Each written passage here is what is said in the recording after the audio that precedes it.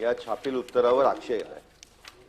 सभापती महोदय, माझा पहिला प्रश्न आहे की कोकणासाठी महत्त्वाचा असलेला सागरी महामार्गाच्या कामासंदर्भातला हा प्रश्न विचारत असताना याच्यामध्ये 2000 रुपयाचा खर्च हा 10,000 रुपयापर्यंत गेलाय का, या माझ्या प्रश्नाचं उत्तर देताना छापील उत्तरामध्ये सभापती महोदय हे खरे नाही असं एवढंच फक्त लिहिलेलं आहे। त्याला जोडून सभापती महोदय 3 नंबरचं उत्तर जर आपण बघितलं तर त्याच्यामध्ये शासन मान्य करतंय की 9,105 कोटीपर्यंत हा खर्च गेलेला आहे आणि त्याच्यामुळे हा आकड्यांचा खेळ चालवलाय का, या सभागृहाची गरिमा आहे। सभापती महोदय, आपण आपला अधिकार आहे, असे जे दिशाभूल करणारे अधिकारी आहेत ज्यांनी या पद्धतीचं उत्तर दिलंय त्यांच्यावर आपण कारवाई करणार का? म्हणजे आम्हाला सदस्याला आम्ही जर या इकडे अभ्यास करून आम्ही जर कुठल्या गोष्टीची माहिती घेऊन या संदर्भातले या इकडे प्रश्न मांडतोय, हे असे पद्धतीचे जे उत्तर दिले जातात सभापती महोदय, याच्यामुळे माझा मुळात या उत्तरालाच खऱ्या अर्थाने सर्वात प्रथम तर आक्षेप आहे। माझी आपल्याकडे मागणी आहे की आपल्या या उत्तराला जो कोण अधिकारी जबाबदार असेल त्याच्यावरती कारवाई आपण करणार का, हा माझा सर्वात पहिला प्रश्न आहे सभापती महोदय। सभापती महोदय, माझा दुसरा प्रश्न, याच्यामध्ये जो हे 10,000 कोटीचा खर्च आहे तो आता 9,105 कोटी आपण लिहिलेला आहे, त्याच्यामध्ये हे काम कधीपर्यंत पूर्ण होणार याचं एक टाइम बाउंड पिरियड आपण स्पेसिफाय करणार का? आणि आता हे 9,105 कोटीपर्यंत ऑलरेडी गेलेलं आहे असं आपण मान्य करताय, हे पूर्ण होईस तोपर्यंत अजून खर्च वाढणार, त्याच्यामुळे आपण एक टाइम बाउंड पिरियड मध्ये हे पूर्ण करण्यासंदर्भातलं शासनाचं धोरण काय? माननीय मंत्री महोदय। सभापती महोदय, पहिला जो प्रश्न होता तर खऱ्या अर्थाने त्याचा मुद्दा होता की गेल्या 30 वर्षांपासून अपूर्ण अवस्थेत असलेला सदर महामार्ग,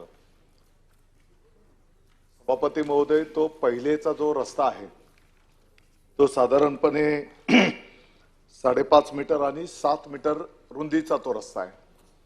आताचा जो काही नवीन आपण रस्ता प्रस्तावित केलेला आहे, पूर्वीचा एक्झिस्टिंग 5.5-7 मीटरचा रस्ता आता आपण त्या ठिकाणी 4 लेनचा करायला घेतलेला आहे। म्हणजे जुन्या रस्त्याचा आणि त्याचं रुंदीकरण, कॉन्क्रिटीकरण आता हे अशा पद्धतीने प्रस्तावित केलेलं आहे, त्याच्यामुळे पहिल्या रकमेमध्ये वाढ एवढी झाली असं आपल्याला त्या ठिकाणी निश्चितपणे म्हणता येणार नाही।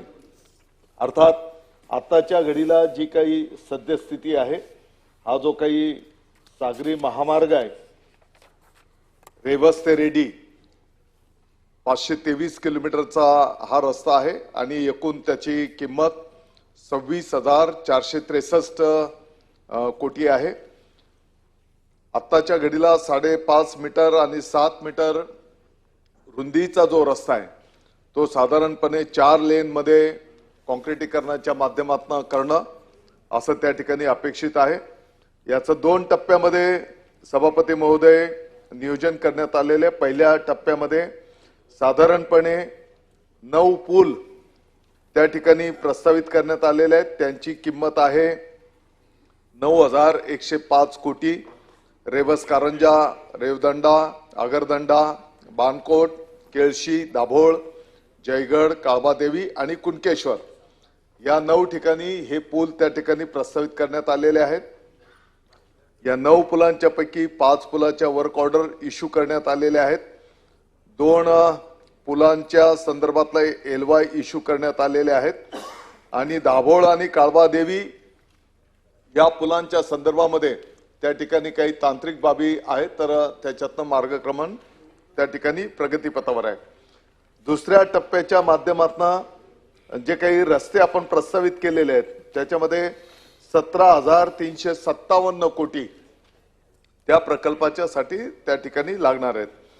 पुलांच्या भूसंपादनाची प्रक्रिया म्हणजे जे दोन्ही बाजूचे अप्रोचेस वगैरे त्याची आता अंतिम टप्प्यामध्ये आहे।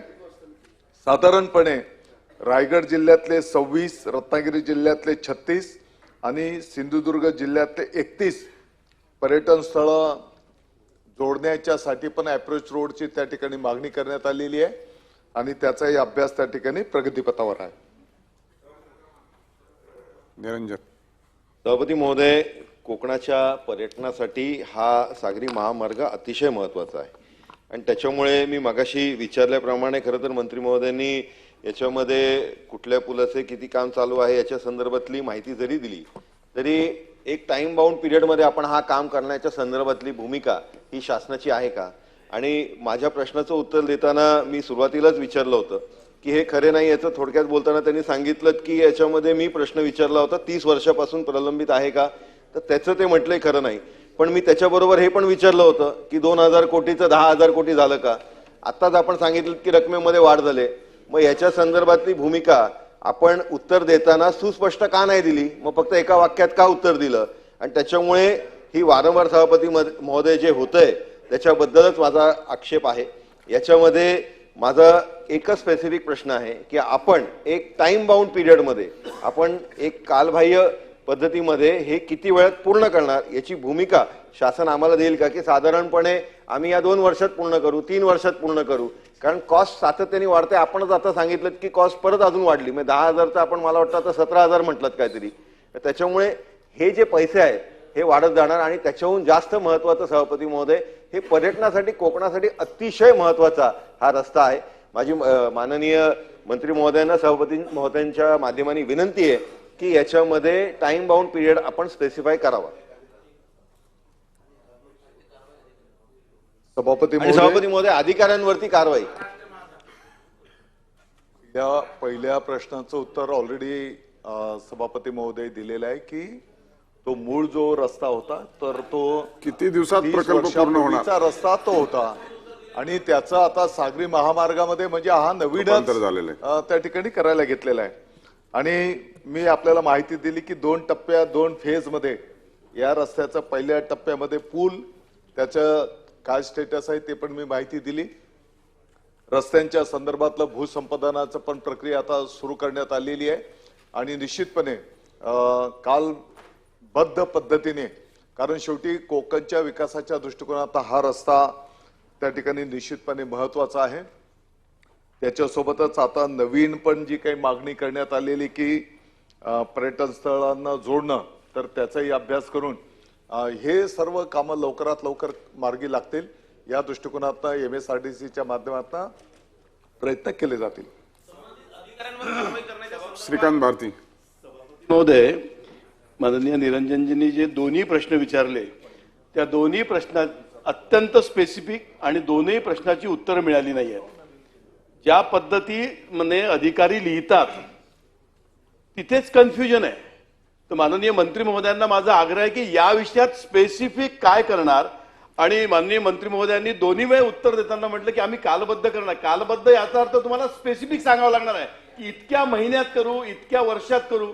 आणि 30 वर्षापासून जर एखादा प्रोजेक्ट या पद्धतीने रखडत असेल आणि अख्खा कोकण त्याच्याशी डिपेंडंट असेल तर माझी विनंती मंत्री महोदयांना आहे की आता यासाठी सुद्धा आपण अधिकाऱ्यांना विचारणार आहोत का?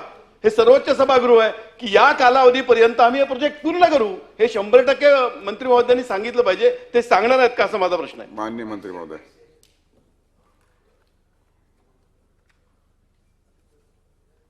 सभापती महोदय, रेवस ते रेडी हा 523 किलोमीटरचा रस्ता आहे.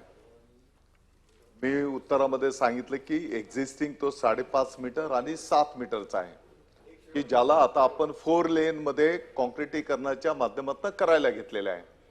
मी स्पष्टपणे सांगितलं की त्याच्यावर साधारणतः 9 पूल येतात. त्या 9 पुलांच्या पैकी पण सर्व पुलांचं मी डिटेल आपल्या समोर ठेवलं. साधारणपणे 3 वर्षामध्ये हे पूल पूर्ण करणं त्या ठिकाणी अपेक्षित आहे. त्या पद्धतीने त्याचं नियोजन करण्यात आलेलं आहे. त्याच्यासोबतच रस्त्याच्या कामाच्या संदर्भामध्ये जिथे 4 लेन, काही ठिकाणी 2 लेन, तर त्या ठिकाणचं भूसंपादन त्याची प्रक्रिया सुरू करण्यात आलेली आहे आणि साधारणतः येणाऱ्या 3 वर्षामध्ये हा रस्ता पूर्ण करणं त्या ठिकाणी अपेक्षित आहे. मला वाटतं आता प्रश्नात पुढे जाऊया. लास्ट. माझा प्रश्नाचं उत्तर देत असताना सभापती महोदय माझी मंत्री महोदयांना एकच विनंती आहे, आपण ज्यांनी हे उत्तर दिले आहे ज्या डिपार्टमेंटमधनं त्या संबंधित अधिकाऱ्यावर काय कारवाई करणार हे आपण स्पष्ट करावं. आणि दुसरं, येणाऱ्या जो दुसरा अधिवेशन आहे जून जुलैमध्ये त्याच्यामध्ये आपण सप्लिमेंटरी मध्ये याचं आपण आणणार का? माननीय मंत्री महोदय. सभापती महोदय, मी वारंवार सांगतोय की आताचा जो एक्झिस्टिंग रोड आहे तो 5.5 मीटर आणि 7 मीटर रुंदीचा आहे आणि आता आपण जे काम करायला घेतोय ते 4 लेन नवीन करायला घेतो आहोत. त्याच्यामुळे पहिल्या 22 त्याला आता आपल्याला जोडता येणार नाही. हा नवीन ग्रीनफील्ड महामार्ग आपण त्या ठिकाणी करायला घेतलेला आहे. म्हणून 30 वर्षापूर्वीचा जे काही प्रस्ताव असेल त्याच्याशी याला जोडता येणार नाही. यस. कोणाला बिलकुल पाठीशी घालण्याचा काही विषय येत नाही. तरी पण आपलं जे काही आणखी काही सूचना असतील तर या संदर्भात संबंधित अधिकाऱ्यांच्या उपस्थितीत बैठक घेऊ. ओके.